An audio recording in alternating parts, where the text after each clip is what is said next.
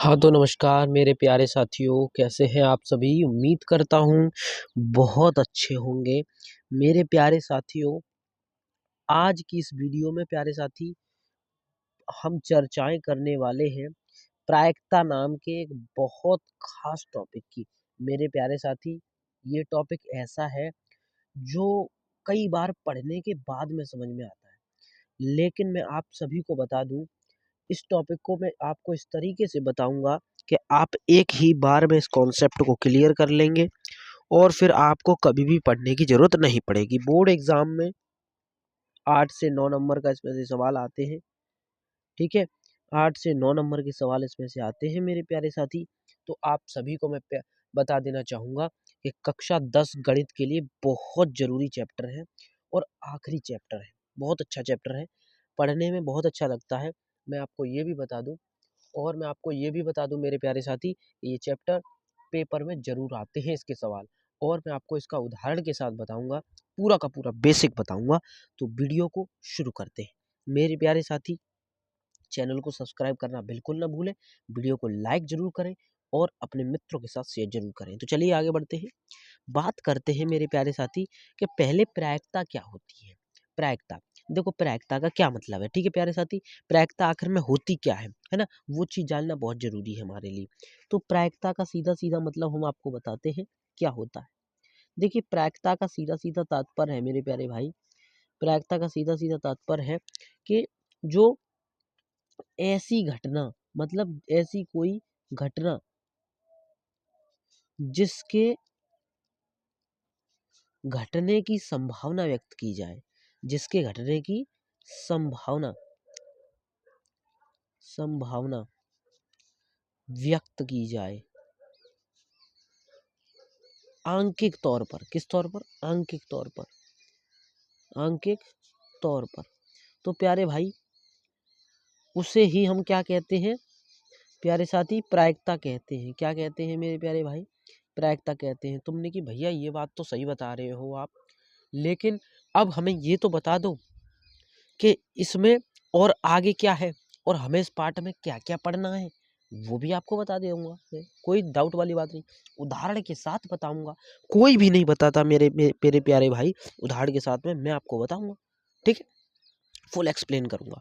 चलिए आगे बढ़ लेते हैं। मेरे प्यारे साथी, एक बात याद रखना, प्रायिकता पढ़ रहे हो, ठीक है? कोई डाउट वाली बात नहीं है, लेकिन जब प्रायिकता पढ़ते हो, तो ध्यान रखना, प्रायिकता अगर पढ़ोगे तो उसका सूत्र भी होगा, कुछ ना कुछ इसका फ़ॉर्मूला होगा, तो उसका सूत्र बता देता हूँ। इसका प्यारे भाई मेरे फ़ॉर्मूला होता है, क्या होता है? प्रायिकता का सूत्र है भाई, देखो प्रायिकता का सूत्र होता है प्यारे साथी, धीरे से आराम से समझते चलेंगे, कोई दिक्कत वाली बात। इसमें लिखेंगे घटना की संभव परिणाम। क्या? संभव परिणाम, यानी कि किसी घटना में कितनी संभावना है किसी काम को होने की, और जो कुल परिणाम आएंगे वो क्या आएंगे, वो चीज़ और होती है। तो संभव परिणाम बट्टे कुल परिणाम जो होता है वही हमारा प्रायिकता कहलाता है, प्रायिकता को व्यक्त करता है। आई होप आपको यहाँ तक समझ में आ रही होगी बात, ठीक है साथी? एकदम क्लियर हो रही होगी मेरे प्यारे भाइयों। चलिए आगे बढ़ लेते हैं, ठीक है? आज अब थोड़ा सा आगे और समझ लेते हैं। क्या समझ लेते हैं प्यारे भाई? अब ये प्रायिकता समझ गए, प्रायिकता क्या होती है? बिल्कुल समझ गए भैया, प्रायिकता तो हम समझ गए, लेकिन अब आगे बताओ, चलो आगे प्यारे भाई, आगे अगली हेडिंग डालते हैं हम, घटना।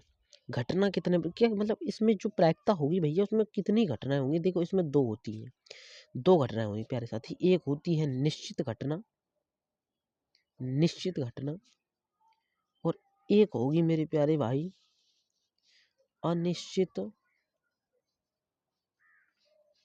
घटना। निश्चित और अनिश्चित घटना क्या क्या अलग अलग है कि नहीं? हाँ बिल्कुल अलग है। निश्चित घटना का मतलब होता है कि जो बात सत्य है, जिसमें सत्यता दर्शाई जाए, मतलब उदाहरण है, और मैं आपको उदाहरण भी दूंगा इसका। इसमें असत्यता, जिस बात का कोई प्रमाण ही ना हो, मैं कह दूं कि सप्ताह में 7 दिन होते हैं, तो वो बात सत्य है ना? सप्ताह में 7 दिन है तो वो बात सत्य है। और मैं अगर ऐसे उल्टा सीधा बोल दूं कुछ भी, तो वो अनिश्चितता को दर्शाएगा, ठीक है? अनिश्चितता को दर्शाएगा। उल्टा सीधा कैसे? मान के चलो मैंने कह दिया कि मेरे पास ये कोई पेन है, ठीक है, ये पेन जो है टूटी हुई है, झूठ बोल दिया मैंने, तो ये असत्यता दर्शाई जा रही है, ठीक है, कि ये पेन टूटी हुई है, लेकिन ये है सही एकदम, है ना। जो काम सही होना चाहिए उसको अगर मैं गलत ठहरा दूं तो वो अनिश्चित घटना के तौर पर देखा जाता है, ठीक है। और निश्चित घटना तो आप समझ चुके होंगे, दोनों को समझ गए हैं। आई होप आपको समझ में आ गया होगा। वीडियो को ज़्यादा लंबी नहीं करूंगा, मैं छोटा सा वीडियो में आपको सब कुछ समझा दूंगा, ठीक है। आगे बात करते हैं। अब प्यारे साथी, घटना के बाद में इसमें दो चार चीजें और आती हैं। क्या क्या चीजें हैं भैया, वो सब बताओ हमें। चलो आगे बढ़ते हैं। अब मेरे प्यारे भाई, इसमें आती है घटनाएं हो गई। अब घटना का एक प्रारूप और होता है। देखो, अगर घटना की प्रायिकता को अगर हम देखेंगे ना, तो PE इज इक्वल टू, निश्चित के लिए देखोगे तो 1 होगी, यानी कि PE मतलब E कोई मान के चलते कोई चीज़ है हमारे लिए E, और E की प्रोबेबिलिटी P फॉर प्रोबेबिलिटी होती है, ठीक है, प्रोबेबिलिटी होती है। अब भैया P फॉर प्रोबेबिलिटी मतलब प्रायिकता, प्रोबेबिलिटी मतलब प्रायिकता, प्रोबेबिलिटी का मतलब क्या है भाई? प्रायिकता। अब प्रायिकता जो है वो किस तरीके से दर्शाते हैं, वो चीज़ भी जानना जरूरी होगा, है ना। बिल्कुल ठीक। हाँ तो मेरे प्यारे साथी, आप इसकी प्रायिकता समझ गए। अब बात करते हैं अनिश्चित घटना के लिए। तो अनिश्चित घटना की प्रायिकता हमेशा जो होती है वो 0 होती है। कैसी होती है? 0 होती है। बात क्लियर हो चुकी है? आगे बढ़े, चलिए। 0 हो गई, ठीक है, आगे बढ़ लेते हैं भाई। अब बात करते हैं इसमें कि इसमें भैया जो है और मतलब क्या क्या चीज़ें और हैं समझने के लिए, वो भी आगे देख लेते हैं। अब इसमें आता है भैया सिक्के के बारे में। सिक्का, सिक्का तो आप जानते ही होंगे। सिक्का के 2 पहलू होते हैं, आप जानते होंगे, ठीक है। देखिए, सिक्का तो आप सभी ने देखा होगा। सिक्के के 2 पहलू हैं, एक होता है चित्त और एक होता है पट्ट। तो चित्त को बोलते हैं हेड और इसको बोलते हैं टेल, हेड और टेल। सिक्का 2 तरीकों का है, चित्त और पट्ट, ठीक, क्लियर, यहाँ तक आप सभी जानते हैं। अब एक बात और याद रखना, इसकी समष्टि अगर मैं तैयार करूँ तो हेड और टेल आती है। समष्टि का मतलब होता है कि हेड और टेल को दर्शाना, यानी कि हेड और टेल। हेड और टेल से क्या मतलब है भैया? हेड और टेल का मतलब है प्यारे भाई कि जब भी कोई भी हम सिक्के को उछालेंगे तो या तो हेड आएगा या टेल आएगा, 2 ही जो है इसमें देखने को मिलेंगी घटनाएं, ठीक है, क्लियर है। 2 ही घटनाएं इसमें देखने को मिलेंगी। यहाँ तक बात क्लियर है? चलिए आगे बढ़ते हैं, आगे बढ़ लेते हैं भैया। चलिए अब आगे भी बात कर लेते हैं। देखिए, अब ये बात समझ में आ गई, चलिए आगे बढ़े। अब बात करते हैं भैया पासे के बारे में। अब देखो, सिक्के के बाद आता है पासा। पासे को भी समझना जरूर। पासा जानते हो? लूडो का गिट्टा, इसको गिट्टा भी बोल दो, या फिर हम गांव की भाषा में या देसी भाषा बोल सकते हैं गिट्टा। प्यारे भाई, ये गिट्टा जो होता है ना, इसको पासा बोला जाता है, ठीक है। जो जिसमें आपने देखा होगा, जो लूडा खेला है ना, लूडा, तो जब लूडा खेलते हैं तो उसमें आपने देखा होगा गिट्टा होता है एक चौकोर सा, ठीक है, डिब्बे के साथ का। तो प्यारे साथी, वो गिट्टा होता है, उसी गिट्टे का से हम लूडा खेलते हैं। उसमें आपने देखा होगा 6 नंबर होते हैं, 1 2 3 4 5 6 ऐसे करके। तो 1 2 3 4 5 6 6 होते हैं, बिल्कुल ठीक, कोई डाउट नहीं। अब बात सही है। अब भैया अब हमें इसमें ये और बता दो कि इसके भीतर जो है, इसके अंदर, अब भैया इसमें संख्याएं भी हैं कुछ, मेरे यहाँ सम संख्या भी होती है इसमें, इसमें विषम भी है, और इसमें जो है हमारा अभाज्य भी है, ठीक है। इस तरीके की संख्याएं भी इसमें देखी गई हैं। चलिए आगे बढ़ते हैं। इसमें संख्या भी देखेंगे कैसी कैसी। सम संख्या, विषम संख्या, अभाज्य संख्या। सम संख्या 2 4 और 6 होती है सम, ठीक, 2 4 और 6, इसी के आधार पर सवालों को हम सॉल्व करते हैं, ठीक है। इस बात को याद कर लेना, ठीक है। अच्छा, अब विषम संख्या कौन कौन सी है? विषम संख्या 1 हो जाएगी, 3 हो जाएगी और 5 हो जाएगी, ठीक, 1 3 5। और जो अभाज्य है 2 3 और 5, ये हो गई। ये तीनों चीज मैंने कि हाँ, इनकी जरूरत पड़ेगी हमें पूरे एक्सरसाइज में या सवाल पूरे चैप्टर में, ठीक। अगर हमें इनको नहीं पढ़ेंगे तो हम पूरे चैप्टर में जो है सवाल सॉल्व नहीं कर पाएंगे, ठीक है। आगे बढ़ते हैं। अब भैया एक चीज और आती है,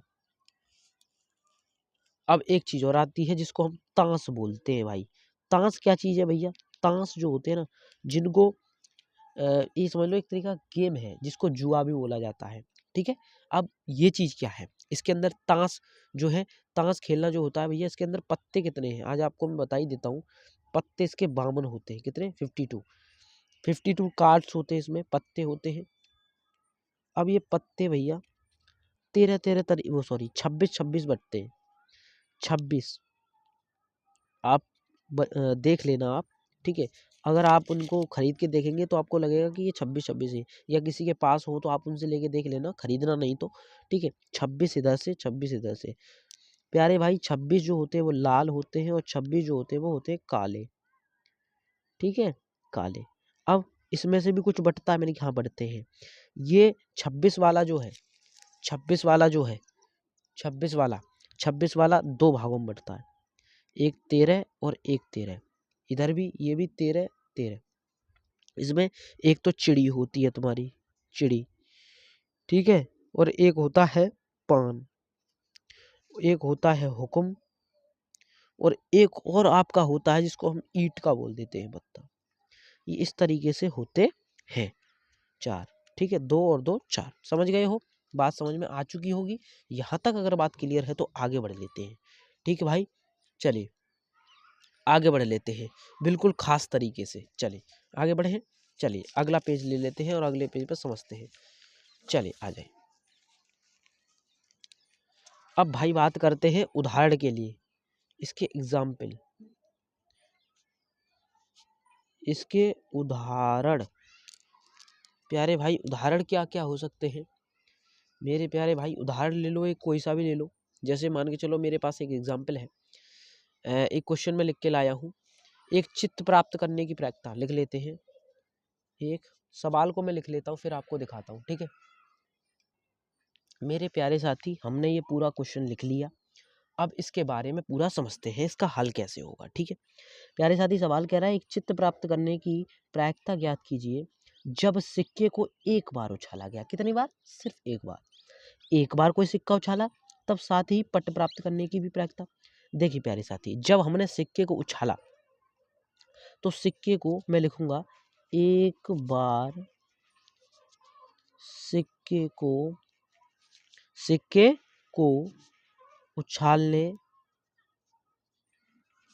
पर परिणाम मतलब क्या क्या इससे रिजल्ट निकलेंगे। तो या तो हेड आएगा या फिर टेल आएगा, यही तो समष्टि बनेगी। समष्टि यही तो बनेगी, या तो हेड आ जाएगा या टेल आ जाएगा। यहाँ तक सही है? बिल्कुल ठीक है, ओके भैया, एकदम सही है। अब हेड और टेल की बात तो ठीक है। अब हमें ये तो बताओ कि अगर हेड आ सकता है, टेल भी आ सकता है, तो संभावना दोनों की है। अब हम सवाल को क्या करें? नंबर 1 क्या पूछ रहा है? जब सिक्के को एक बार उछाला, तब साथ ही जो है पट्ट प्राप्त करने की प्रक्रिया। मतलब जब हमने सिक्के को एक बार उछाला गया, तब साथ ही जो है पट्ट प्राप्त करने की प्रक्रिया। चित्त और पट्ट प्राप्त दोनों की हमें जो है इसमें प्रक्रिया बतानी है। ठीक है, एक बार उछालने पर पहले चित्त प्राप्त करने की। ठीक है, तो चित्त कैसे निकालोगे? लिखेंगे चित्त प्राप्त करने की प्रोबेबिलिटी, यानी कि प्रायिकता। प्यारे भाई मुझे ये बताओ, इसमें से आपको जो हेड है, हेड मतलब चित्त, चित्त आपको कितनी बार दिख रहा है? सिर्फ एक बार।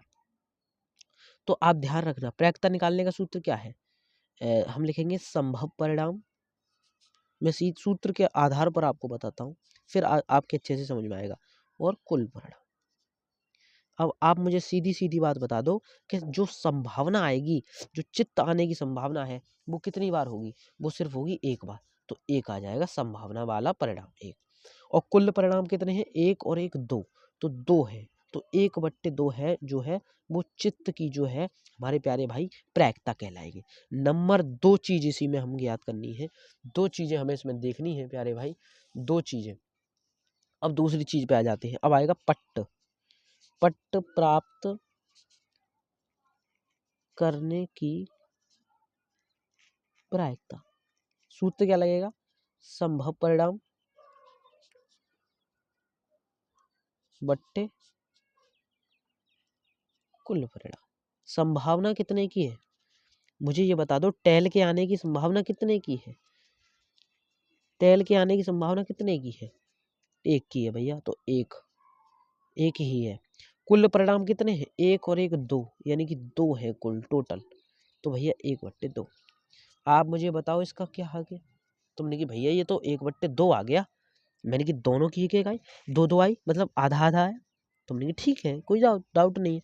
अब एक बात और याद रखना, कुछ नियम और है प्रायिकता के लिए, उन नियमों को भी पढ़ लो आप, ठीक है? बहुत बढ़िया रहेगा नियम पढ़ लोगे। देखो, एक नियम कहता है कि अगर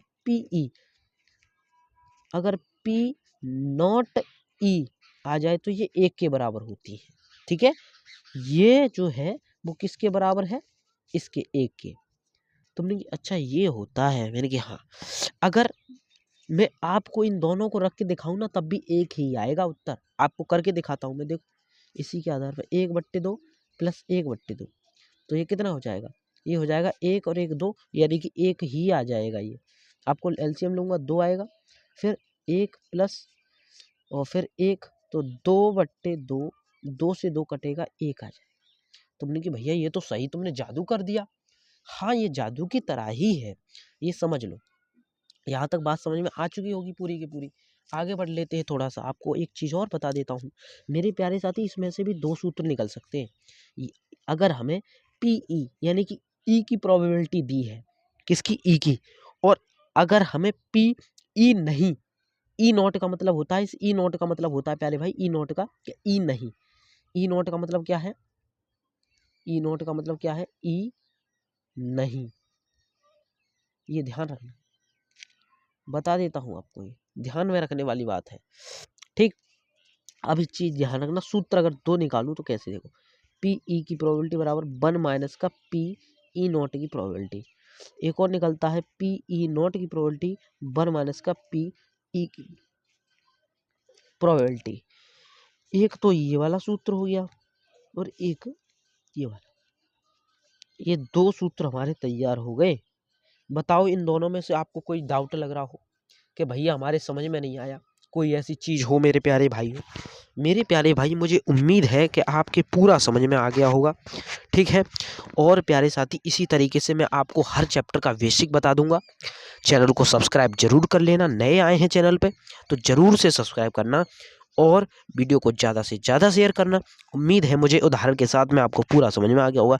इसी तरीके के जो है क्वेश्चंस आपको पूरे के पूरे पेपर में देखने को मिलेंगे और इसकी एक्सरसाइज अगर आप चाहेंगे मोस्ट इंपोर्टेंट क्वेश्चंस की तो मैं करवा दूंगा। तो इसी के साथ मेरे प्यारे साथियों, मिलते हैं जल्दी के नई वीडियो में। तब तक के लिए जय हिंद और जय भारत मेरे साथी।